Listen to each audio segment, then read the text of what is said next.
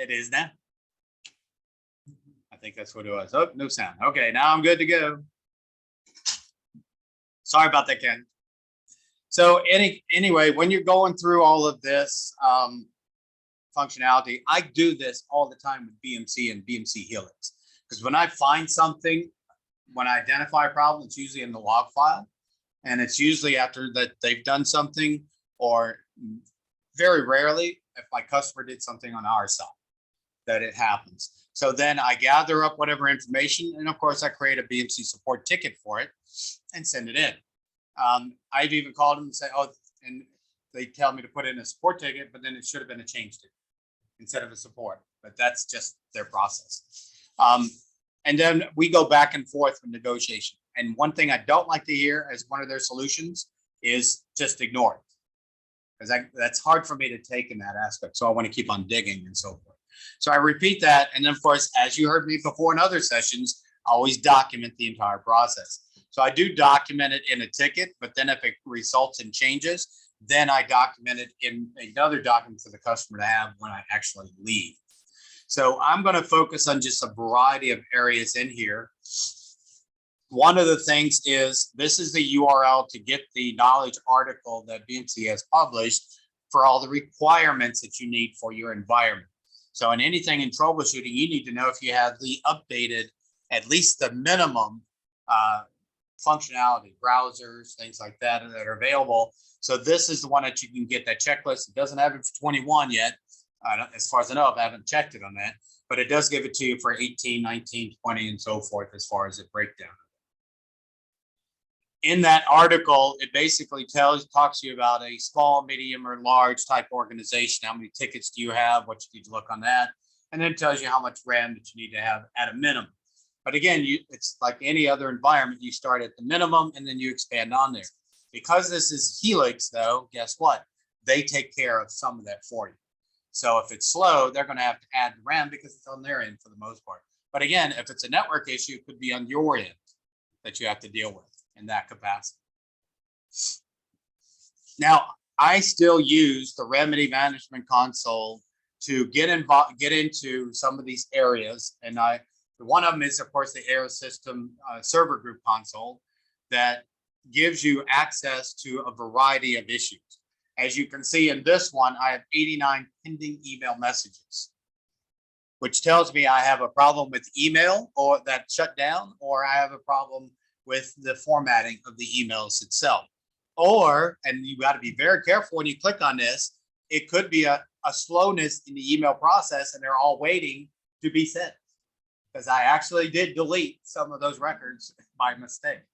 So, but when you click on it, it's saying pending email. It's pending whether there's an issue or pending if they're still waiting to be shipped out of the system. Now, this customer doesn't have a lot of emails that really can bog down, but I have worked with a customer that during the day, it's like 14, 1,500 or more. At one point, we got to 8,000 emails behind, and the system just could not chunk it. And what happened was they were saving all these emails. So I had them archive the emails, all the emails as it came in. Once they were done, let's archive it over. And now it's sped up the process. And we didn't have too many issues of slowness where people weren't getting notified an hour after the ticket was already created and it busted their SLA. Okay.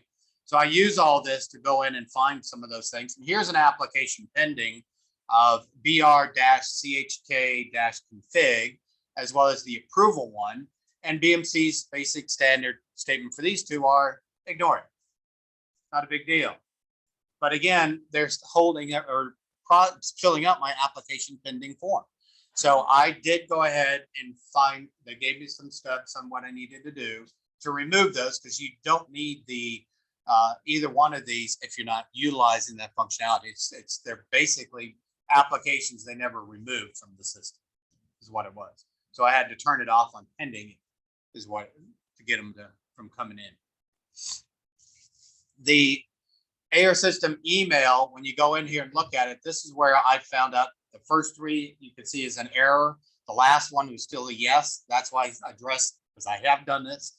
Don't delete the yes or they'll never get the notification. So, because it does take time in that capacity. But the other 3 were actual errors. I could have left them there. The system would eventually get rid of them, but I want to make sure I keep on refreshing and looking at those.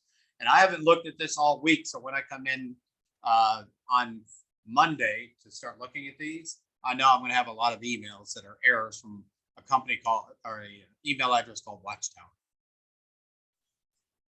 I don't know if you run into these problems, but I do with BMC Helix. I no longer have the ability to pull up these log files in the admin queue. I can do it on the platform, but for some reason it says I don't have permissions. When I click on it to say, hey, I want to view it, it says you do not have admin permissions. And I'm like, I'm an administrator. So I haven't figured that out. And I asked them, and you know what BMC support said was, let us know when you want it and we'll email you the file. I'm like, why can't I get permission? So I do, and they won't grant it to me. And I don't know why. What's that? I'm trying to view the log. Yeah, just view it. I tried to view it, wouldn't let me do it. I did try to change it. Yeah, I've had it where on both where I couldn't view it and I couldn't change it, and they just said, let us know and we'll give it to you.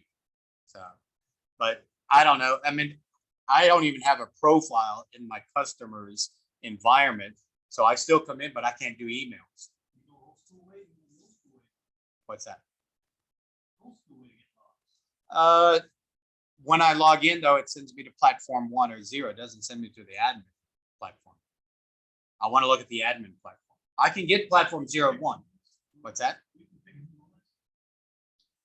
When you log in? Oh, you talking about going to so the user tool? We'll take it there after the show. Okay. 40 seconds, please. We'll go there. Okay.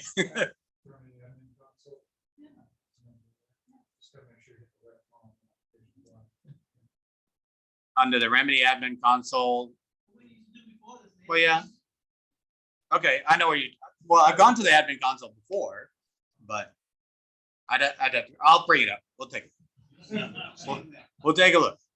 Because now you got me. I'm trying to figure out where is that? Because that every time I go to it, it always says platform 1 or platform 0. So, but we'll look. But anyway, that's the problem I run into. So when I go in to view the logs, I actually view the AR error, the AR debug, and the AR monitors on a regular basis here. I can do those, and I can get them from the admin, the platform 0, platform 1. I have to do the admin because they do a lot of changes there that I want to see. But I go to platform 0 because now I can see the tickets that are airing out, because that's where our user comes in mostly on the platform. So I have to look at all of those. I did have a problem with accessing AR debug because it was too large. And that was when I had all these user profiles that came on through asset management.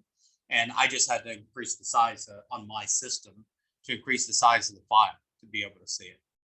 So in this case, in the Remedy console, the other one you can do is look at the CAI events form. And this is where you can see users trying to do something. And in this case, the location wasn't valid. One of my boss went in and disabled a location because he said it's no longer valid, but he didn't change the user profiles that were still associated. So it said that the site wasn't matching up. But the common one is we put in a customization for requiring a template on everything. And so a lot of those I get nowadays is they didn't select the template. Now, if you do a copy incident after or reopen the incident, the template doesn't come over. So people want to do that, but they can't do it till I change the workflow. So those are the kind of things. I know I brought this up before, and yeah, you could change it. I could change it, but because it was a configuration setting, I had to ask permission from BMC to do it on the admin side. And this is the HTML block on 2008. When I tried to do an email template modification, I couldn't add it back in because of that rules. And I didn't know that because they didn't do it before. And then in 2008, it started showing up. So yeah, I just had to ask them if it's okay. Yeah, go ahead, because it's their system. But now I do it all the time. I don't ask them anymore. Okay, but those, I had to change those. And this is where that issue was, is on the email template form. Because I took off this one, the ITSM generic, and put in a PCA one, and it wouldn't let me save it. So you don't have rights. So make sure that you're aware of those. In the releasing of email messages and so forth, one of the things, if you want this, we could work out something if you have this, but in Helix, I cannot stop and start services. Can you stop and start services in yours? They won't let me do that. I can't even stop. They won't let me stop and start the system server. Okay. So again, according to in my environment functionality, according to our rep at BMC, they say that they don't want me having admin rights in the production side of the house.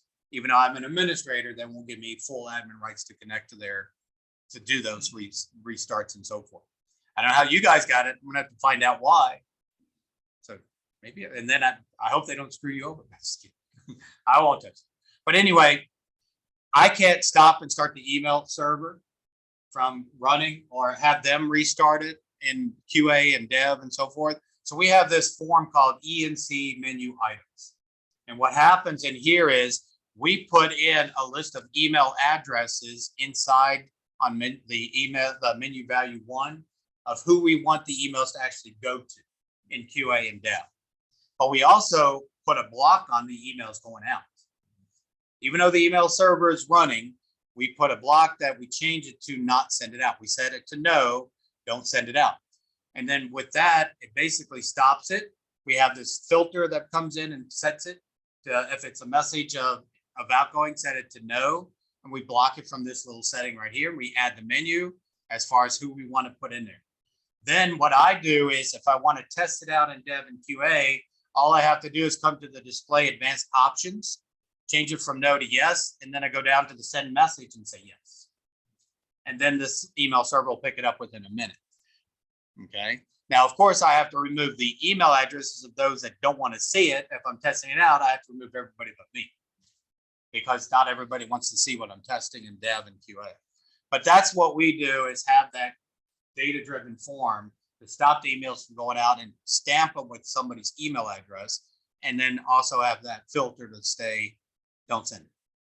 Now, do you want to do that in production? That's up to you in that aspect. If you want to block certain ones, this allows you to do that. You just have to modify the filter for specific things. Any questions on that? I've also used that same custom form for a customer that would come in using DWP Advanced. How many of you use DWP Advanced today? Do you use approvals? Do you have various levels of approvals that have to be done?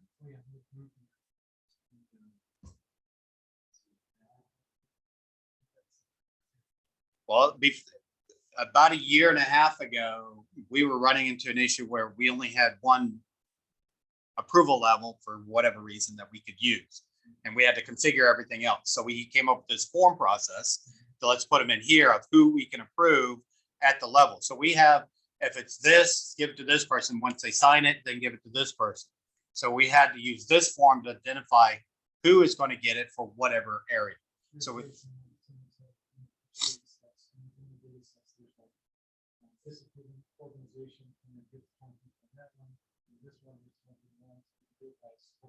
okay, well, that's what we had to do. Okay, so that's where we came up with the process, but we didn't build a new form. We just took this one that we used for email and said, hey, this would be perfect for that functionality. And then it generated the approval requirements in our approval mapping to send them out for the approval notification at that point. So it's just another way that we came about using that custom form process. And we did it for the Christ Hospital. They actually surprisingly like it. No, just kidding. They actually aren't in, because I was on it until February this year. And I asked the person that's running it now, and they said, oh, they love it. And they're getting ready to bring more hospitals on for that approval process and stuff like that. I don't know if you run into this problem, but when we imported the bundled license into the environment, it broke our groups for incident, problem, change, and so forth. So what happened was we imported this in the Helix environment, and all of our, you know how you delete a group but don't remove people out of it? Their profiles would show the group ID number of the group that used to be there. Well, when we imported this in the first time, all of our incident user flags and everything else stayed in the user profile, but it didn't show up in the group form. So we had an issue with that. So we called BMC and they took a look at it, didn't tell us what they did to fix it, but then they fixed it. But they didn't tell us what caused it. So guess what we did? We did it again. And we did it again. We broke it. We imported them in again. So I don't know if they fixed it. We were working with their engineering team to get this, but it happened on our environment. So I say right now, be very leery about importing the bundles, but if you're not having a problem, I don't know if they fixed it, but they didn't fix it on ours. And we didn't know what they did in the back area to fix it. Okay. Have you imported with bundles?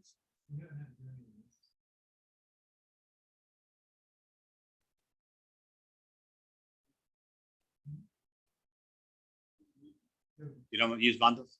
I mean, it's fine for fixed and floating. It's just when we did the bundle. Oh, I see. Yeah, this is the ITSM bundle. So just a word of warning, be careful with it because it didn't break all of the permissions. It just broke those that are tied to this. It was to the service management concurrent user license, which is what's tied to that bundle. And it broke those groups in that whole process. So, but again, I don't know how they fixed it. On the DMT side of the house, one of the things in troubleshooting is your jobs stay there forever. If you're running test jobs and things like that, if you're really doing a lot of testing and dev and QA and so forth, all these jobs are still in there. It's taking your profile under data management. These are the time settings that it sets, and I think it's 30 days by default. So that's why those jobs are still there. If you want to get rid of the green ones, the red ones, or whatever, get rid of all the jobs that ran and you already processed it, we decided 7 days was enough. So I don't have to weed through all the issues. So you can come in here and set that profile. Our profile is not me doing it. I can't create it because the SVC AR AD integrator is our user integration back to LDAP. If I created it myself, I'd have no access to LDAP. Wouldn't let me do it. So we have our own user profile set up with their own passwords. So I had to update this person's profile for 7 days to cut it down. Okay. One of the changes I saw in 2008 was the is virtual field that used to be in the computer system class. It's now a categorization field and it's added to the BMC system. They moved it. No, well, it's been a while. Well, it was in 2008 when I noticed on the change because we were trying to 910. Well, yeah, well, we're on the back end is 910. I think we're 9118 or whatever it is, but yeah, it's around the time when we were on that version 2002 or something like that is when I saw that it was changed. So we were trying to do something in that upgrade, and it did. This is the error that I was getting. Exception in the execution task. Attribute does not exist is virtual class, and it's in the BMC underscore system, which that field wasn't in BMC underscore system. For some reason, it didn't get transferred over. So that failure was because it was supposed to be there. BMC took it out and they grayed out the, they said is virtual underscore old on the computer system one to keep it there. And that was one of the errors that we ran into. So I was saying, again, I checked all the logs and I saw that error. And so I had to go in and create that is virtual field to fix that one. So that's where it came up in here. This is just showing you that's in the BMC underscore system. So troubleshooting, you run into those kind of errors. Anybody use the rule-based email functionality? Process emails, tickets, yes, no? Yeah. Do you have issues with the RBE process? Only when we run on the Outlook cloud, so we run out of issues to send emails. Well, you send out emails. I'm talking about using RBE is to let them create an incident or change or work order using the RBE process. The RBE message will actually allow you to write back. Well, yeah.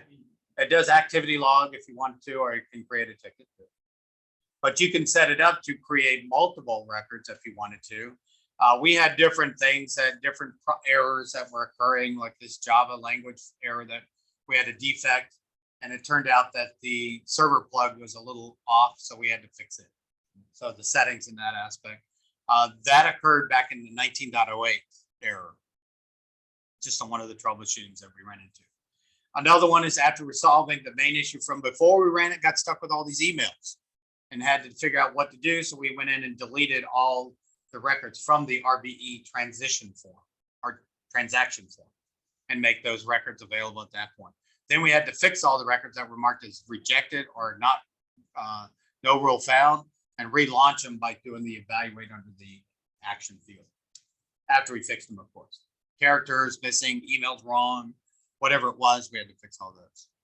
So this is just looking at the RBE issue. If you get a status of no rule found, you look at the subject to see what the subject error was. In our case, it's always the spelling was wrong. The format, we do have 12 different RBE rules that they have to put in to create an incident based on a specific template. They have to follow a 25-character string. And they don't always follow that 25-character string in that capacity. So we have to also look at, was a form request ID created? If it wasn't, that's another thing we have to look at. Then we had a problem with either my workflow or something else glitched in that capacity. So what I do is when I fix the subject or I fix the email address designator, then I come to the developer field at the bottom and I put in the Z1D action. I say evaluate, and it will run and put in the ticket, hopefully, or it'll tell me to error it out again if I didn't do it right. So this is just walking through that functionality to let you know if it was rejected or if it was no rule found. Now, my boss wanted to be notified. So every time it hits rejected or no rule found, I send him an email. So I don't have to worry about this. He now has the steps. So I was happy to build that workflow, get it offline. There's another form, the AR System Server Group Management FTS _ pending form that I ran into with this one.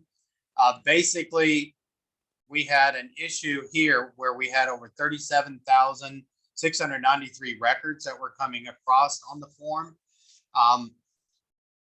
This basically helped us to find out that we had slowness in our searches coming up because these records were doing nothing. So all I had to do is just go ahead and find the records that we no longer needed and delete them out of the system. And it was all tied to Smart IT. It's slowing down our Smart IT side. In the web reporting, anybody use web reporting? Yes, no? So in the web reporting, basically, it allows me to see a field, to view all the fields that are displayed within that functionality between help desk to the NTE notifier process. And it showed me the reference designator in the URL and that this capacity of the field values of the ticket that's supposed to have been populated or whatever. If you want to build your own URL, this allows you to put it into the template. This gave me the error of what I was messing with or trying to populate. And my boss wants a lot of changes to the email structure. And so I had to change the URL on the email template designator to fit the need of the new template to select. So the log file was telling me that I was screwing it up, going back and forth, what it wasn't populating and so forth. So I had to I would go in and run different log reports on this.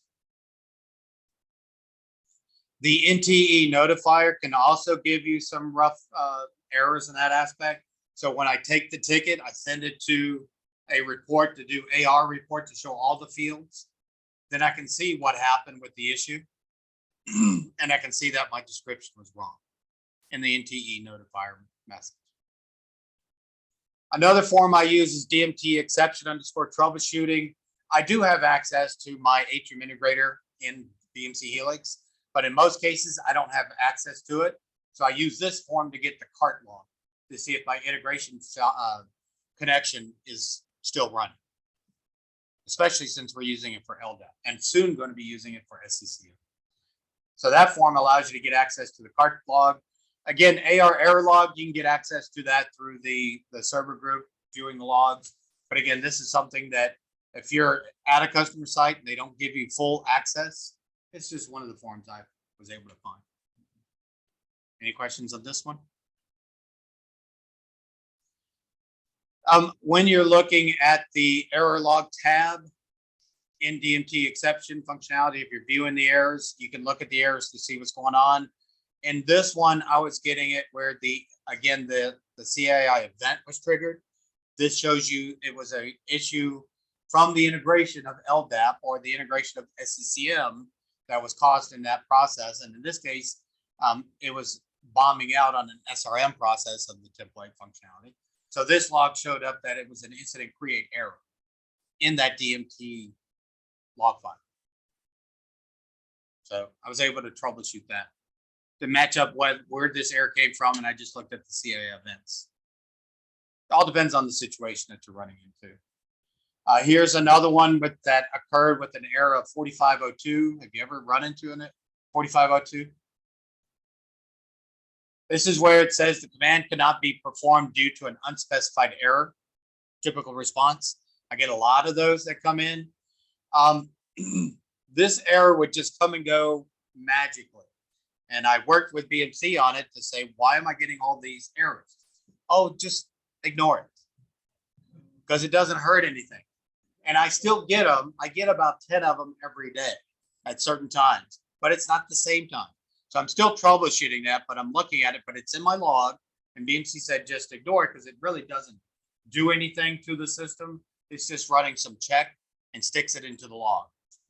But I still see it. So just to be aware of it, that's the only thing I see right now, except for when I reboot the server. And now I have the Kubernetes update error that appears. Reconciliation process.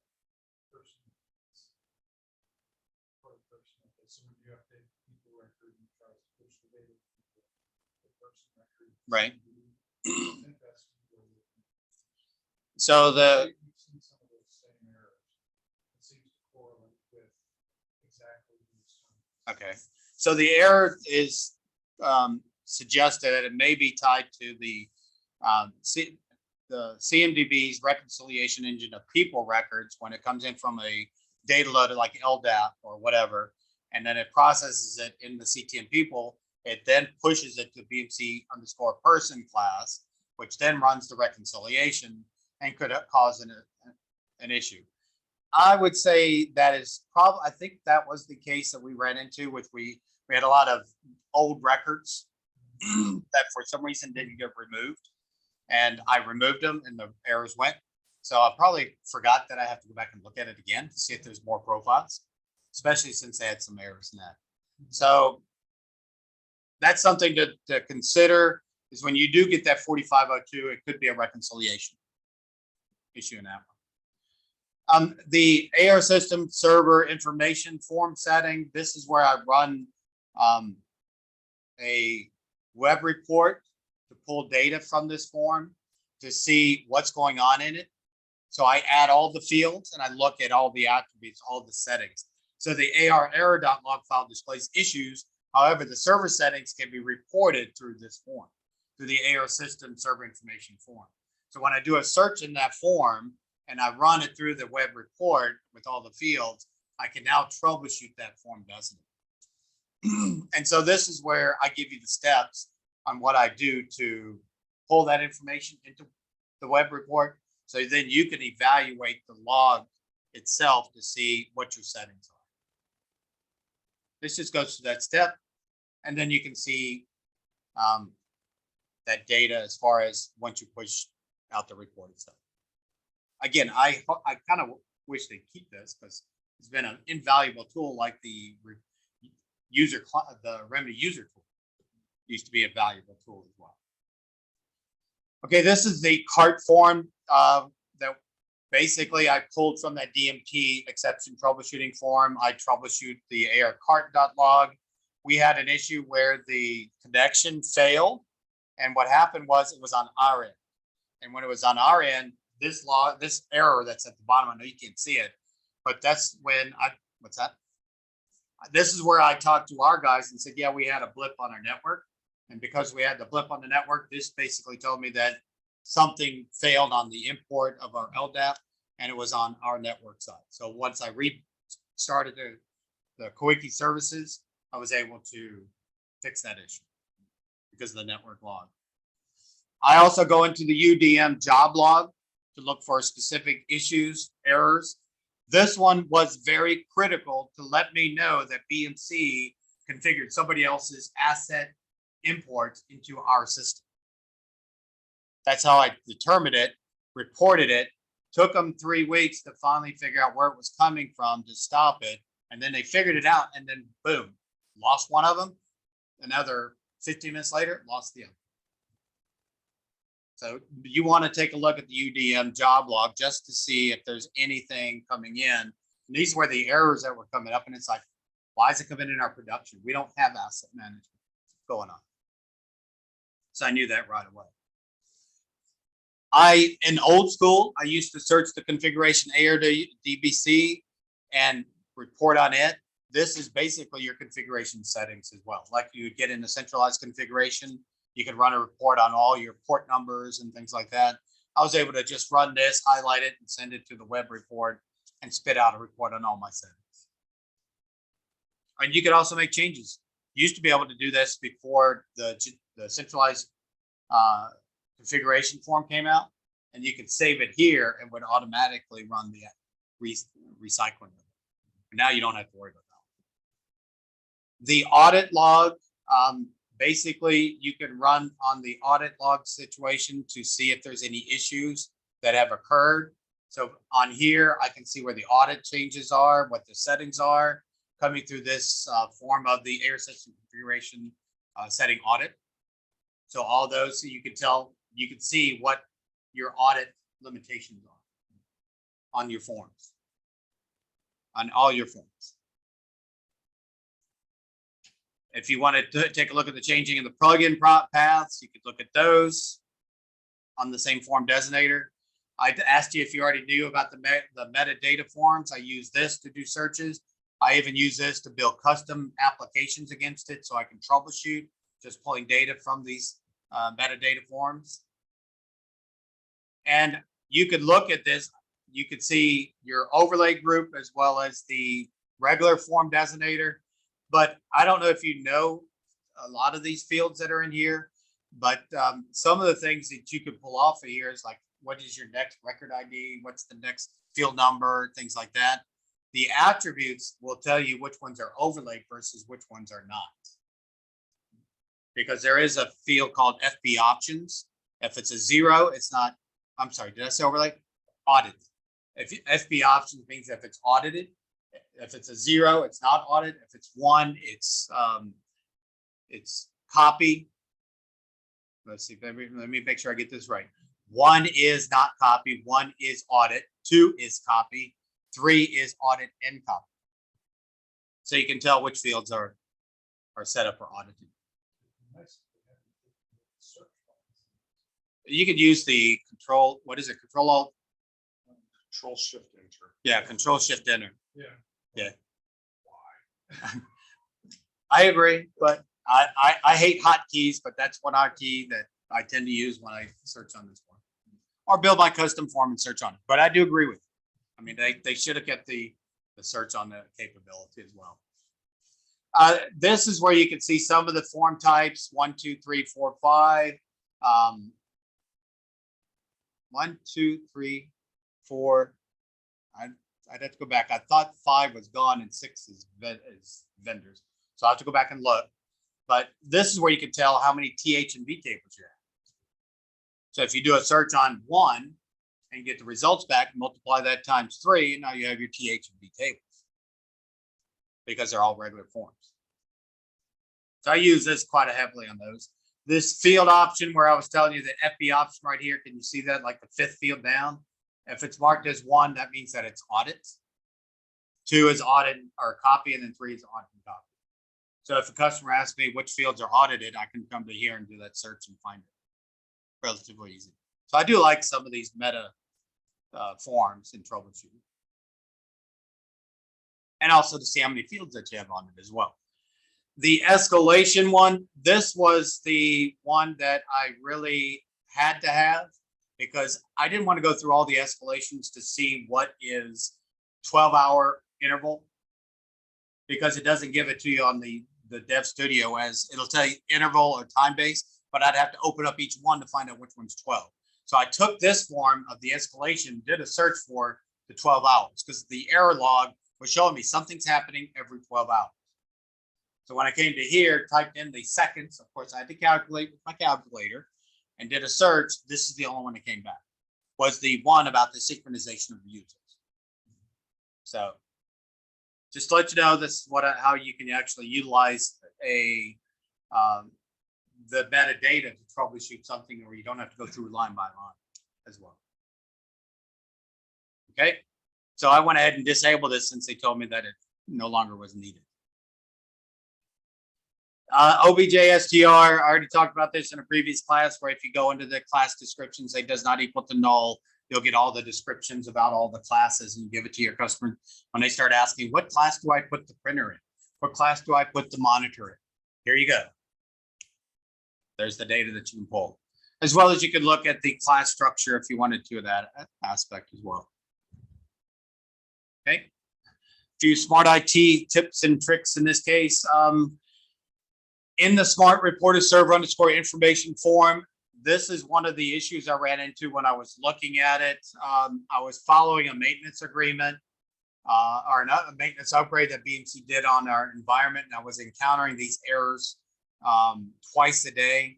So this is the process that I went in through. I was gathering it up. It's happening every 12 hours. And that's when I came up with that. It was the synchronization user escalation. So this was really pulled from the smart reporting server info. I went to the escalation metadata form, found out what it was, and then talked to BMC and they said you can turn it off. Because I didn't realize that they had that auto synchronization turned on. So that kind of eliminated that issue. Now in the smart reporting server _info, you don't get a lot of fields. They don't make them pretty, but it's still useful that you can find. And then of course you can run it to the report and spit that out as well.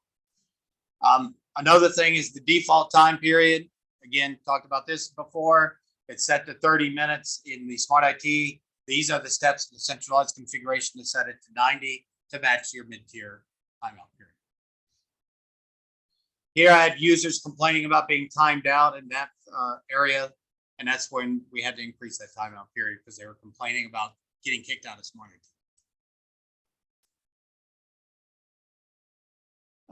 That one we already talked about. The limitation on the groups, a chunk size to 80. If you want to increase it, then again, you can go in and make these adjustments to in smart IT settings of the parameters to expand the number of groups to more than 80. Because my boss was getting pissed off because they'd have to remember what the group name was. So I said, well, instead of changing it, why don't we just rename our groups? Didn't want to do that, and I really didn't want to do that. So I matched the configuration or the number of groups to what the setting is. I went ahead and set it to 181. So they can get all the groups. The assigned group recording was missing on progressive view. Enabled us for the issuing of the activity log so I could look at this. So what happened was the customer noticed that the assigned group was, customer noticed when changing the assigned group without an assignee that the status as assigned is no longer recorded in the activity log. So I went into PWA, turned on my personal log of active links and filters, and found out that it was this filter of HPD, whatever that you see in bold, that was not being updated to go into the activity log. So I had to fix that. So again, PWA is very good at giving you log and pointing that out, and that was the fix. But it's also pretty bad too, because I find it in PWA, but it's not the same one in QA and so forth. So I still have to do some troubleshooting in that aspect. So this is what I had to do to go and fix it from the F to the T. I'm sorry, replace the field of enabled from T and have it run as an F. So I had to make that adjustment so it would record it in the activity log. A ticket console issue, work order manager, incident owner, they do not display on the ticket console. This issue came up because I created all my work order templates with the work order manager, but not a work order assignee. So when the tickets got created, we had 110 work order tickets created, but nobody's working on it. Why? Because they couldn't see them. They weren't showing up in anybody's ticket console. And they didn't know how to search. So we had to fix that. What I did was I went into the work order templates and had to add them as a work order assignee as well. So I didn't know that was what happened and so forth. My customer does not use work orders. He says it's confusing. He doesn't use change. It's confusing. So you can come into here, the centralized configuration, go into the smart IT, and you can change it by adding in whatever of these that you want to remove, like work order, comma, problem, comma, and then known error. Can't do incident, can't do task. Got to have those, but you can do some of them that you can get rid of. So they like to reduce. They like to minimize it to a basic standard, and that's what happens. These are the ones you have to keep. Broadcast wouldn't be there if I didn't have broadcast rights. Anyway. Okay, you could always enable it by going back in and enabling all the applications. Very easy to do. I think I talked about the show ticket status. Again, a parameter setting just to go ahead and turn it on if you wanted to. Some DWP issues. Changing a user's remedy login can be corrupted in DWP. If you are using emails like we are, that kind of corrupted our DWP process because it didn't update the profiles. It wasn't syncing the people profile data because the remedy login changed. So I didn't know who it was. So I didn't update the profiles for the users in DWP because it gave them a whole new profile. So we couldn't do anything because it was on the back end side. So BMC went ahead and went in and fixed the issue for us. But that's what I tried to tell our customer not to do, email addresses, because they change because the name changes and things like that. And of course that messed us up. Now, what I figured out, what I can do is if somebody changes their name and the email address changes, I go into, since we're using SRM, I go into the service request and change the information there. And it fixes it. So I don't have to bother BMC in that aspect. I'm not sure that's what they did, but it worked. And the customer is seeing all their tickets. Okay. So this is what we do and go into changing their information and so forth. It can be corrupted within DWP. Basically, it doesn't change all of the fields in that capacity. So I have to go and find the forms. There's like 3 different fields that it doesn't change, and I have to change those in that person's record. The other one is do not run the remedy login ID change through the data wizard, because when you run this, this will result in the breaking of the out-of-the-box ITSM primary access of groups, is what I ran into in this one. Support staff mainly, because of the bundle license. Changing it, it doesn't match up to where the bundle license is stored. Does anybody know where the bundle? You guys don't use bundle. Do you know where the bundle license is stored when you add somebody? Because Mishi asked me that, and I told him I'd check it in. So I figured if somebody knew. But again, if you're trying to change somebody's login and they have a bundle license and you run the data wizard, it will have some issues with the licenses. So when that happens, what I would do is take a snapshot of the person's information, remove them from the support group as a bundle, then I can change it, then go back and add them back in as a bundle. Okay, I'd still leave them as a support staff member. I just take them out as a bundle license, and that's what I had to do in that aspect of fixing. The user preference. Do you guys run a script to update everybody's DWP preference setting on a regular basis? Because We did it.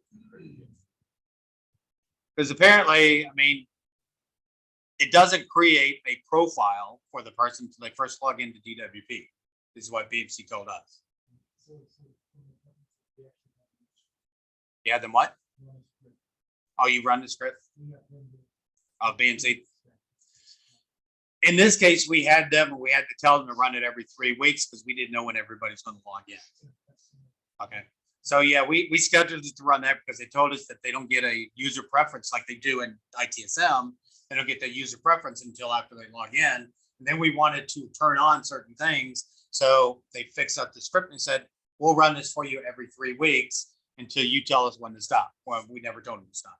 So they're still running it from what I understand.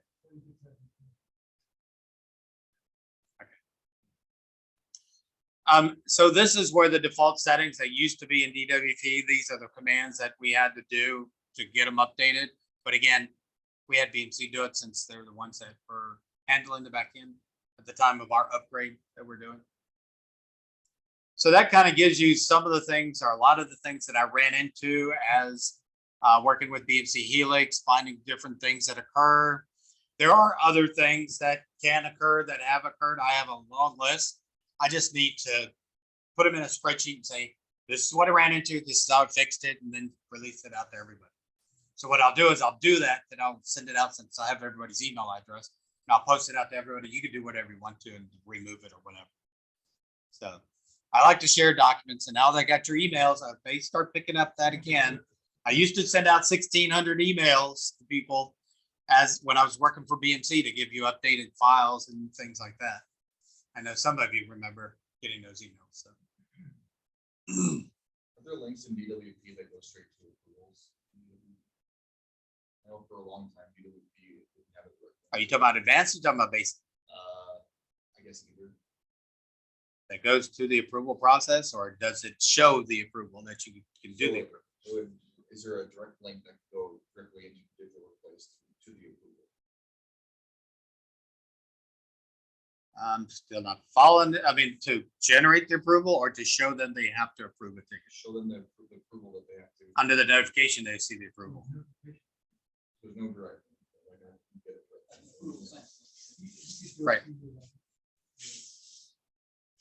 So you want to open up the approval central console is what you're So if I asking? send them an email saying they have to do a workplace approval, could I the URL? Yeah. Well, maybe not all of them, just a specific one. Yes. No, yeah, I know it doesn't. Couldn't you put it with the instruction field that has all the character strings there? Could you put the URL The there? request was like that. Then that didn't have these web stamped out to get that. I know that's not something, there was an article about that, but if there were no approvals. Must have also. No, I only know how to do it in Smart IT to do it with the board to go and break it up. But as far as DWP, without breaking or going into the Cascade style sheet to put it in there, I don't know. I guess maybe if you could get in the Cascade style sheet and create a JavaScript entry in it. But now I don't know of any way. Personally, I don't, and I know there's not a configuration way to do it, but it would be helpful. Yeah. If you could put something on there. Yeah, because some customers like some high level up want to approve something and just workplace or has to approve something that they want just to click on an email to get it right to the approval. Well, that would be a good question to dig into. Send it to me and I'll dig it up. I'll look around, but I mean, I'm trying to think of DWP Advanced. I know you can do a custom console, but I don't think you can add any additional fields to it to trigger something like that in DWP Advanced. But I know in Basic you don't have that structure. Yeah, you have to grab like just request themselves. You have to grab it. Right. Any other questions? So Smart IT, then, have you ever added a custom field to ask? Is that possible? We asked BMC, no, we can't do that from nice way. Okay, the question is, can you add a custom field to the asset view in Smart IT? I've never done it, but that would be a challenge. So I'm gonna have to go with BMC until I get to play around with it. But no, I've only done them on change, incident, and task, because that's the views that I have, but I don't have a configuration view setting for assets. Or even to add what you could add. I think you could add a new class, but I don't know about adding a new attribute. A challenge. Add attribute.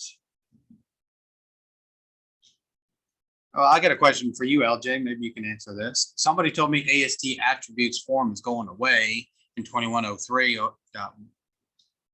.x. Is that true? I don't know, but I heard, I think it was Darius talking about PWA regarding assets. Yeah. And he was asked whether or not AST attributes is queried. And he said, I don't know, I'll have to check. Because I was told that that when 2103 comes out, those attributes are going to go away. I'm like, they can't go away because the status is there. Well, they're going to make status back on the form. Well, then what about the other fields? I mean, we're going to lose those fields or they're going to bring it back in. And I'm like, well, now I got to research that. So I thought I'd start asking. I'm not in R&D, so I don't know the future of where things are moving. Yeah. I support after the fact.